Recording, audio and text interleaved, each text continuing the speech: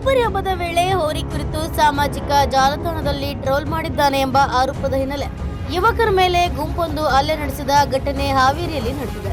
ತುಡ್ನೂರು ಮೂಲದ ಮಧು ಎಂಬ ಯುವಕ NTC ಸರ್ಕಾರ್ ಎಂಬ ಹೋರಿ ಬಗ್ಗೆ ಕೆಟ್ಟದಾಗಿ ಟ್ರೋಲ್ ಮಾಡಿದ್ದಾನೆ ಎಂದು ಆರೋಪಿಸಿ 4-5 ಜನ ಅವನನ್ನ ನಿರ್ಜನ ಪ್ರದೇಶಕ್ಕೆ ಕರೆದೊಯ್ದು ಮನಬಂದಂತೆ ಹಲ್ಲೆ ನಡೆಸಿದ್ದಾರೆ ಎನ್ನಲಾಗಿದೆ. ನಾಗಿನಮಟ್ಟೆಯಲ್ಲಿ ಹೋರಿ ಬೆದರಿಸುವ ಸ್ಪರ್ಧೆಗೆ ಬಂದಿದ್ದ ಮಧುವಿನ ಮೇಲೆ ಹಬ್ಬ ಮುಗಿದ ಬಳಿಕ ದಾಳಿ ನಡೆಸಲಾಗಿದೆ ಅಂತ ಹೇಳಲಾಗುತ್ತಿದೆ. ಹಲ್ಲೆಯ ದೃಶ್ಯಗಳು ಮೊಬೈಲ್ನಲ್ಲಿ ಚಿತ್ರೀಕರಿಸಿ ಬಳಿಕ ಸಾಮಾಜಿಕ ಜಾಲತಾಣಗಳಲ್ಲಿ ವೈರಲ್ ಮಾಡಲಾಗಿದೆ.